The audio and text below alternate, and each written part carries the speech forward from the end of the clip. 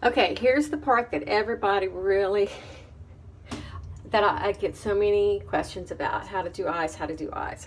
If you'll notice, let's see if I can move this over a little bit. My eyes are slightly hooded. You see that right there? My eyes are slightly hooded. That comes with age, people. So, I have a very specific way that I do my eyes. I like to, where is a brush without?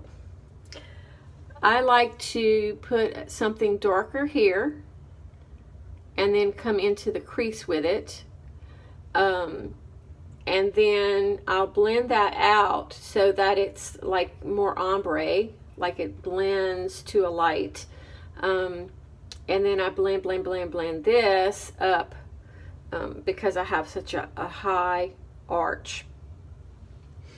And there's a lot of skin to work with here. So what I try to do is create the depth perception in the right ways. And really it comes down to studying and playing with it. Studying your eye type, makeup artists, not girl down the street or me, but makeup artists who know how to best work with that eye shape at that age level. So Young Living has some great eye brushes for eyes. There is an eyeshadow brush. There is a blending brush. Okay. And there is this special eyeshadow brush that has two tips. It's got a shorter blending tip, which is a little firmer, which is the one that I prefer. And then there's this little tip, which is great for smudging underneath. And then there's this eyeliner brush that has an angled tip, brush tip, and an eyeliner brush. These are great tools, y'all. They're really great. The ones I use are the dual tip and the eyeliner brush. And for different purposes, I use my EcoTools brushes. So I've done all my skincare, and I've probably got some powder on my eyes. Kind of feels like I've some of that powder from foundation. It'll get on your eyes, and that's okay. I don't really find that I require any kind of primer. Eye primer, these minerals stick. I have gone over 20 hours without even a crease in my eyeshadow. Young Living Savvy Minerals eyeshadows, not even a crease. When I was flying from London back to the States, and it was 20 something hours before I got home, and the eyeshadow didn't start creasing until somewhere after the 20-hour mark. None of us are wearing our makeup for 20 hours. We don't have to worry about that. So it's not going to crease. And I didn't have any primer on. What I like to do for my routine, and you do what works for you, but for my routine, I use this EcoTools full shadow brush. It's a big old fat Bubba. And I like the Wanderlust. And what I do is I apply the Wanderlust to my eyelid a little more than halfway out, because I'm going to be putting a dark shade here, so I don't need it there. And then I go all the way up with it, and I do it in layers because Wanderlust has a shiny glittery finish to it, and if you get a big old glob of it, it's really going to stand out like a sore thumb. So again, working in light layers, just like painting. Think of painting your house.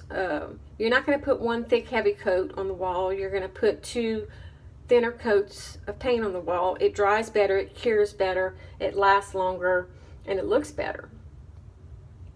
So same thing with your mineral makeup. It's buildable, so use that and to your advantage and build your makeup by putting it on in layers.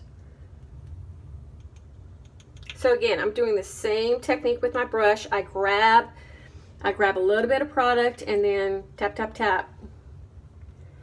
These are some jars I got on Amazon. I do not have a link. I will not be posting a link. It's Amazon. Just search for jars. That I put some makeup in to travel with. When I first got them, I was leaving for Europe the next day. So I put just a little tiny bit of stuff in some travel jars, and it works out great because I just throw these in a bag when I travel, and I can leave my good Savvy at home, my full jar at home, and if my luggage gets lost or that bag that has the makeup in it gets lost, it's not a loss of an entire jar of Savvy Minerals. So these little travel jars are great. Okay, so I've kind of done like a whitewash with the Wanderlust, and I also like to use this other little brush. It's teeny tiny and uber thin, and it's stiff. Well, it's fairly stiff, and I like to put a little product right here. So I'll go right under here, and this is Wanderlust. This is the highlighting. You can also use Wanderlust in place of the veil. So if you don't have veil, use your Wanderlust. Okay, and it's just to open up that area. This is a tip that all of the makeup artists will tell you to do. And you can choose to do it or not. Most of the time I do it, sometimes I don't. Okay, so that's all I'm doing with the Wanderlust is that whitewash and then the little inner canthus, you know, dabbing it on that just outside the inner canthus. And if you don't know what the inner canthus is, this piece right here inside your eyes, your inner canthus. It's an anatomical structure.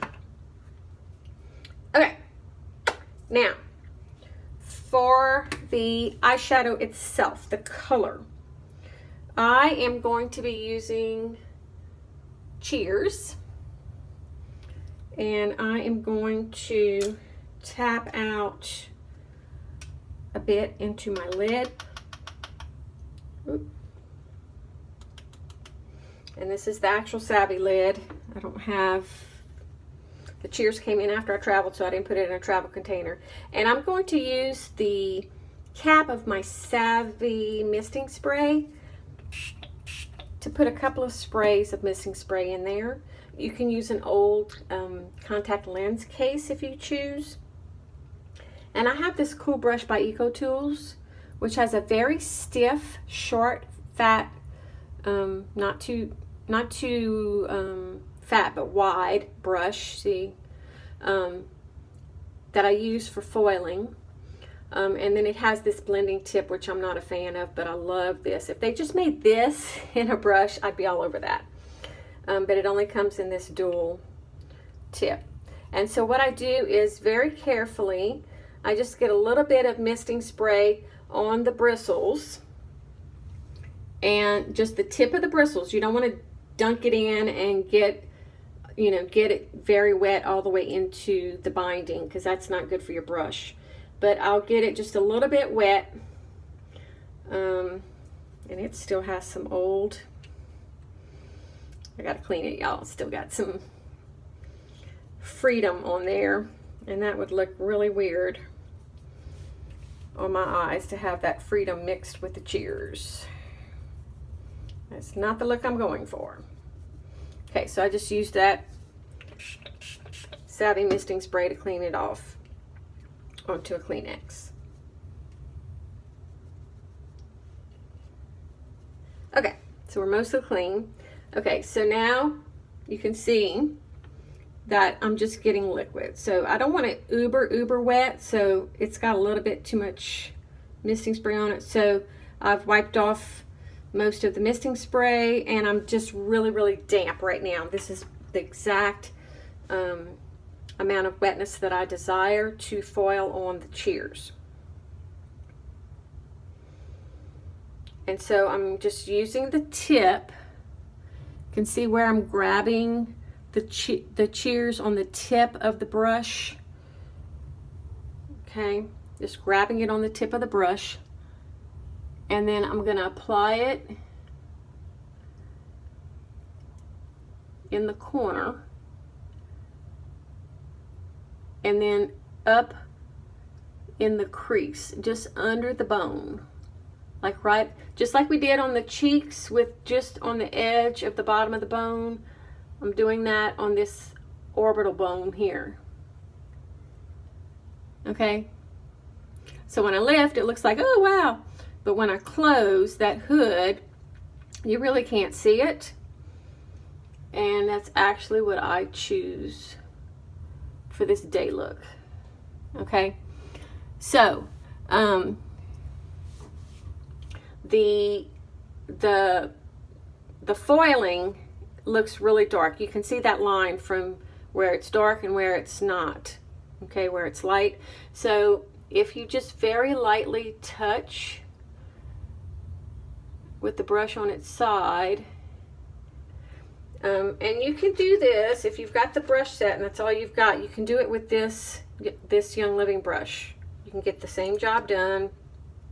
I'm just a brushaholic. Like some women collect shoes, I collect makeup brushes.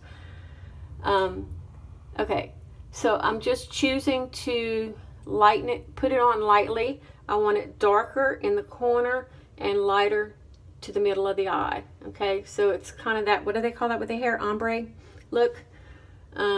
So it looks more blended. Okay, and so let me grab a little more misting spray very carefully, not to over wet it.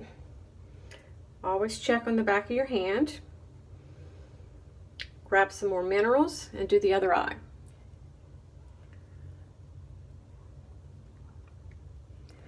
Who else makes crazy mouths when they do their eye makeup? Does all kinds of crazy things with their mouth. It's just, we don't even realize we're doing it. Up under that bone, that orbital bone, into the crease. Yes, and I don't know what that is. I choose to know. Is it going to help me get the eye makeup on? No, it doesn't help. Okay, and then lightly with the brush on its side, going up the middle, just to lighten it. Okay, so now I have about the same amount of product on each eye. I actually have two different eyes. The sides of my face are different. I'm unique. I'm unique that way. So it's a little challenging sometimes for me to get my eyes the same because they're different. They hang differently on my face. The hooding is different. I choose to master. Some days I do pretty good. Some days not so much. Okay. So now this eye, the foiling is dry. That's all dried. So what I like to do is I like to go over the eyelid with the dry eyeshadow that I foiled on over here. It's dry, and I'm going to blend, blend, blend so that I get a blended coverage, because it'll be a little lighter than what you foiled on. And then I will start up here, blending, blending, blending, and you just blend, blend, blend, blend, blend, blend, blend, blend. And it's more helpful if you don't do this, if you just allow as much as possible for your eye tissue to just be natural. That will help you with your blending so you know how far to go, where to stop. I choose for this to just be blended. You never want to see a line. I see a lot of makeup videos where there's a big old line where they fold it on or use something really dark and it's a stark line. There's nothing natural looking about that. And if you get too much on,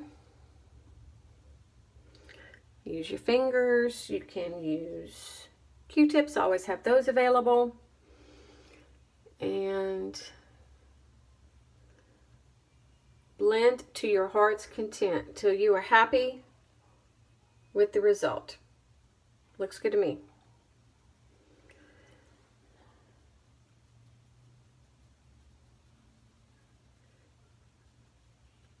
That mouth. I wonder if there's some sacred body language translation for makeup application. Anybody? Thoughts?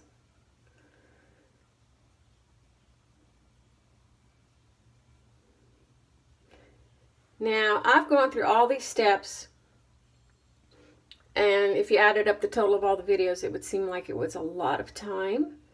But you could probably do that in half, because when you're not having to talk and teach and demonstrate, you get through it much, much faster. In my previous makeup training with makeup artists who came to, you know, the company hired them to come teach us basic stuff. One guy said something that has stuck with me forever, and he said, I hope I don't ruffle any feathers here, but whatever. If you do 5-minute makeup, if it only takes you 5 minutes to put your makeup on, you're going to look like it took 5 minutes to put your makeup on. He said that the perfection of your look is going to, the degree of perfection of your look basically is going to show how much time you put into your makeup. So if you took your time and, you know, spent some time applying your makeup, then it's going to show in the finished result, basically. So you could do a 5-minute makeup where you're not putting eyeshadow on and you're not contouring or highlighting, and you're just slapping on, or if your skin is flawless and you don't require foundation, you can do a 5-minute look with lips, a little blush, and some mascara, and you're good to go. That would be a 5-minute look in my book. It'd be super, super natural looking. And but if you're trying to do foundation, lips, cheeks, eyes in 5 minutes, it's gonna look like crap. I'm sorry, it just will. There's no one who's that good. There's just not. I don't agree with that. So I'm going to use this little narrow tip. What I like to do is put some under the eyelashes, right at the base of the eyelashes, whatever color. And you notice I've only used 2 colors. I used the Wanderlust as a wash, like a whitewash. And I've used this Times Square foiled and natural in powder form. And I don't feel like I need any other colors. Now, if I was going out at night for a very, getting dressed up for a special event, a wedding or something like that, I would probably use more colors, and do a serious smoky eye or something like that. But this is just, you know, get up and go to work day. So, and you can even, if you're using one of the darker eye colors, say, not unscripted, but say diffused, or perhaps Freedom, you could use that for your eyeliner too. So, super flexible. Midnight is another one that I love. That's really dark. It's great for an evening look, and you can use it for an eyeliner too. Okay, so I am pretty much done, I think, with the eyeshadow. And now it's time to do some eyelining. And you can do eyelining one of two ways. You can do it with the little angled brush tip and do it dry. I use the multitasker because I'm so fair that in and of itself is pretty dark on me. It's pretty black looking on me. So a black eyeliner would just be way over the top for me. And it just doesn't look good on me.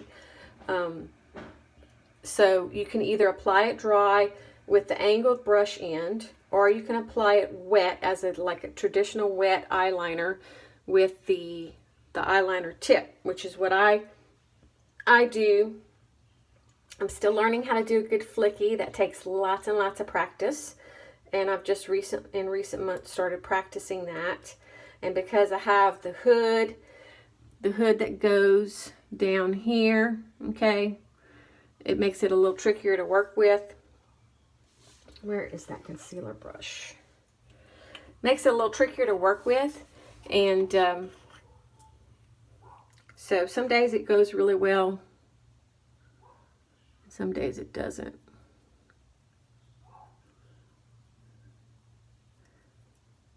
So I've just got my little concealer brush and I'm just cleaning up the corners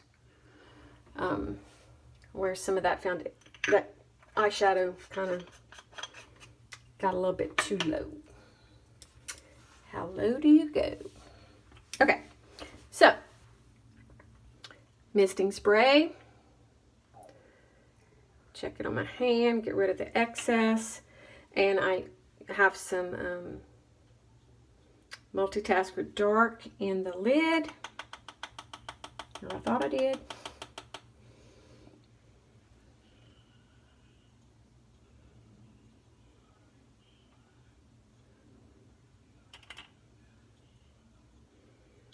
And I just make it like a little paste in the lid. I get it all over the brush. So you can see it's all over the brush. And this is where Q-tips come in handy, and patience and practice. You want to go right on top of where the eyelashes go into. See, I've already boo-booed. Q-tip.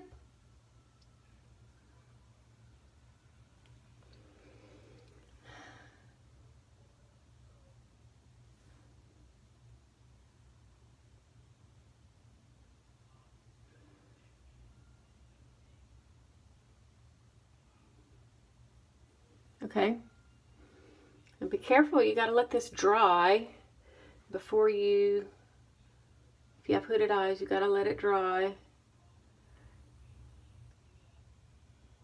And I tend to kind of smudge and mute that bottom one because I don't want a big stark dark line on the bottom. And to do a little bit of a flicky, you just go up from the bottom. Okay, so it kind of looks like that. It looks a little funky. And then you come up from the top and meet it. And you just fill in. And I'm so grateful I have the savvy to do that. Okay, so it's kind of drying. So now that when I relax my eye, because that's what really counts, is what does it look like when you relax your eye? All that time I was doing this, what does it look like when you've relaxed your eye? And I'm happy with that. Now to get that exact angle on this side is the trick. And that just takes practice. And another trick that I learned in Europe was you can take your eyeshadow, depending on how dark it is. I don't think I would do it with the one I used today with the Times Square, because that's a little bit lighter. But you can just go over with the eyeshadow, and it kind of just lightens up the darkness of the eyeliner. Okay. So I'm not going to keep you on for the other one. I will do my other one off camera and do some mascara, and then I'll come back on and show you. But you can see how much more open this eye looks just with that eyeliner on than this one. It's just the crowning finish to all the work that you did, getting your shading correct for your eye type with your eyeshadow. That mascara is just that finishing touch. So, you know, pick a day where you're not working, maybe Sunday night, to just take 30 minutes, get lots of Q-tips, and I just spray the misting spray on a Q-tip to erase what I did wrong. And I've done that many times in the practicing of applying eyeliner. You can do a flicky. You don't have to do a flicky. You can just come down to the corner and then come back underneath. I don't ever go all the way across for a daytime look because it just feels so formal and less natural looking. But if that's your jam and you like it and it looks great, do it. Do what works for you. Let's see. What else about flickies? I think that's really it. Just practice using eyeliner. I am so grateful that we have this pure, clean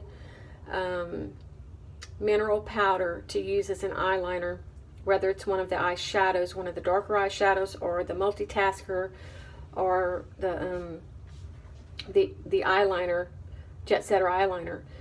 Because months ago when I was in Europe, I went shopping with my girlfriend who's a makeup-aholic, and we got some eyeliners that looked really cool. And so she was teaching me how to do the flicky. She has the most impeccable flicky and does the most amazing eyelining job. And so she was teaching me. And I wore an eyeliner. I thought I was going to have to peel my eyeball out of my eye. It was so uncomfortable. I could feel the chemicals in it. I was miserable. And so I threw it away the next day. I used it once and threw it away. So I'm uber grateful for the tools and the product that I can do this and get a fantastic finish. And be comfortable wearing it, and it stays on all day. Okay, I'll be back with the finished product.